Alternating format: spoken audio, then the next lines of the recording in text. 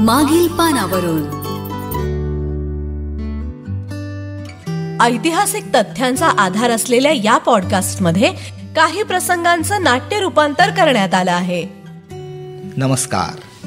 मागील पानावरूनच्या आजच्या भागात ओंकार तुम्हाला एका श्रीमंत माणसाबद्दल सांगणार आहे. आता श्रीमंत म्हटल्यावर तुमच्या डोळ्यासमोर असं एक टिपिकल चित्र आलं असेल नाही का हो? पैशामध्ये लोणण घेणारा माणूस, ज्याचा एक असा भव्य दिव्य प्रासाद आहे, खाण्यापिण्यासाठी घरी नोकरांची लगबग सुरू आहे नुसती. त्याच्या दारात अशा महागड्या गाड्या आहेत. असंच काहीसं चित्र येतं ना. पण श्रीमंती ही ऐशोआराम, पैसा, संपत्ती याच्याशीच मर्यादित आहे का हो? नाही. मनाची श्रीमंती, आता हा कितीही शब्द ऐकला असला तरी सुद्धा विचारांची श्रीमंती, सदाचारी असणं, ह्या गोष्टी माणसाला समृद्ध करतातच की हो. मी अशाच एका माणसाबद्दल तुम्हाला सांगणार आहे. 19व्या शतकातले कारखानदार, उद्योगपती अँड्र्यू कार्नेजी. स्कॉटिश अमेरिकन इंडस्ट्रियालिस्ट म्हणून त्यांची जगाला ओळख होती. 19व्या शतकामध्ये स्कॉटलंडमधून अमेरिकेत स्थलांतरित झालेले कुटुंब आणि त्यातलाच हा उमदा तरुण. अगदी कमी वयातच त्यांनी टेलिग्राफर, म्हणजे आपल्याकडं घरी जी पूर्वी तार यायची ना, पोस्टाची तार, त्याबद्दलचं काम करणारा टेलिग्राफर. तर अशा पद्धतीची नोकरी इथून या अँड्र्यू कार्नेजी यांच्या करिअरची सुरुवात झाली.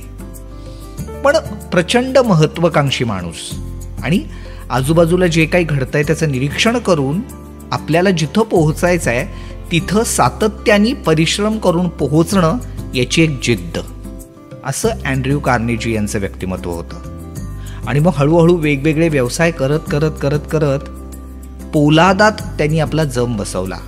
US स्टील कंपनी आणि त्या संबंधातलं त्यांचं जे योगदान आहे ते अतुलनीय आहे.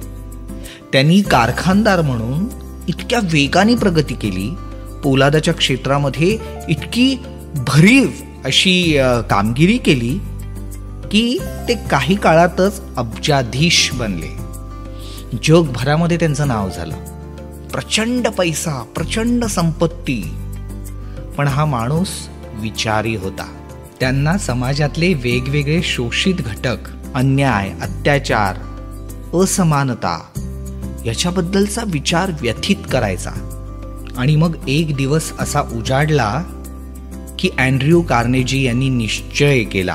त्यांनी ठरवलं की आपल्या संपत्तीतला बहुतांश भाग, जवळजवळ 90% भाग, हा लोकहितासाठी खर्च करायचा. त्यानंतर त्यांनी खूप विचार केला की कुठलं काम केल्यानंतर ते समाजहिताचं ठरेल, समाज उपयोगी ठरेल, लोककल्याणाचं ठरेल. अँड्र्यू कार्नेजी यांचं स्वतःचं असं एक चिंतन होतं आणि त्यातूनच त्यांनी ठरवलं की जागतिक शांतता प्रस्थापित व्हायची असेल तर ज्ञानप्रसार होणं फार गरजेचं आहे. आणि मग अँड्र्यू कार्नेजी यांनी ठरवलं ग्रंथालय उभारायची. आजही अमेरिकेत काही मोठी ग्रंथालयं आहेत जी अँड्र्यू कार्नेजी यांच्या प्रयत्नातून त्या काळी उभी राहिलेली आहेत. आजही तो वारसा ते चालवत आहेत, ज्ञानप्रसाराचं काम करतायत. पण अँड्र्यू कार्नेजी यांच्या बाबतीतली एक रोचक गोष्ट आहे बरं का. ते दानशूर होते. समाजात अशा प्रकारे ग्रंथालय उभी राहायला हवीत याच्याबद्दल ते अतिशय ठाम होते.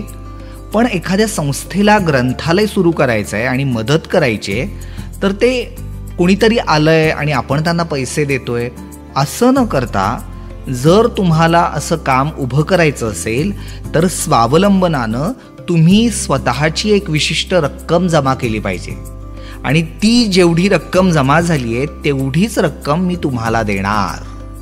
आणि ह्या विचारांचा त्या काळी जगभरामध्ये वेगवेगळ्या प्रकारे कौतुक मिश्रित असा उपहास केला गेला. म्हणजे काही जण म्हणायचे की यांनी जे पुण्य कमवलंय त्यातून यांना जे ईश्वर दर्शन होणार आहे किंवा जी प्रभावळ दिसणार आहे ईश्वराची ती अर्धीच दिसणार आहे, अशा प्रकारे विनोदानंही बोललं जायचं. पण यातला जो अंतर्गत हेतू होता अँड्र्यू कार्नेजी यांचा, तो अतिशय उदात्त होता आणि महत्वाचं म्हणजे लोकांना कार्यप्रवृत्त करणारा होता. हे दिसतंच आपल्याला त्यांच्या या विचारामधून. आणखीन एक त्यांच्या व्यक्तिमत्वातली मला आवडलेली गोष्ट म्हणजे नुसत्या वास्तू उभ्या करून तिथं भारंभार पुस्तकं ठेवून काही होणार नाहीये. ती वाचली गेली पाहिजेत, लोकांनी ती हाताळली पाहिजेत, त्यातून विचारांचा, चांगल्या कल्पनांचा प्रचार प्रसार झाला पाहिजे, याबद्दल त्यांच्या मनात स्पष्टता होती. हे सांगणारा हा प्रसंग. अँड्र्यू कार्नेजी यांनी एक खूप भव्य दिव्य असा महाल बांधला.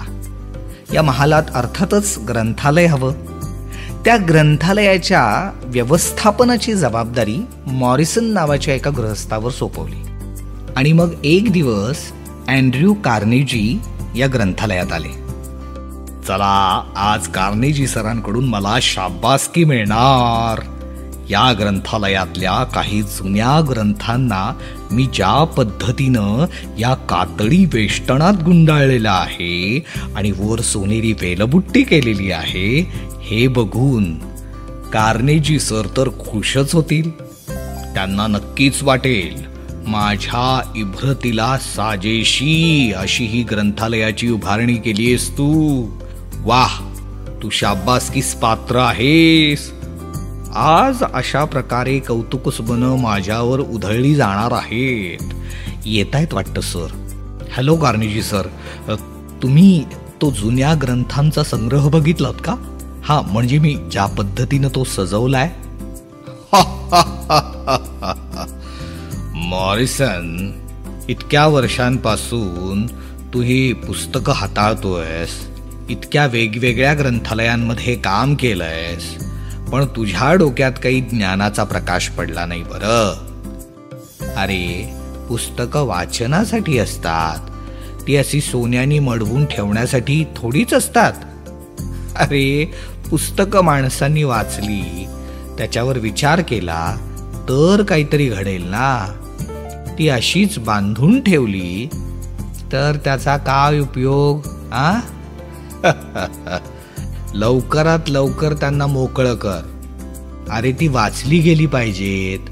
काय पडतोय का प्रकाश? तर असे हे अँड्र्यू कार्नेजी, ज्यांनी जागतिक शांतता, वैज्ञानिक संशोधन आणि ग्रंथालय उभारणीतून ज्ञानप्रसाराचं महत्त्वाचं काम केलं. अँड्र्यू कार्नेजी यांचं परोपकारी आयुष्य पाहिलं तर तुकारामांची उक्ती इथं सार्थपणे लागू पडते असं वाटतं. जोडोनिया धन उत्तम व्यवहारे, उदास विचारे वेच करी. भेटूया मागील पानावरूनच्या पुढच्या भागात. नमस्कार. मागील पानावरून.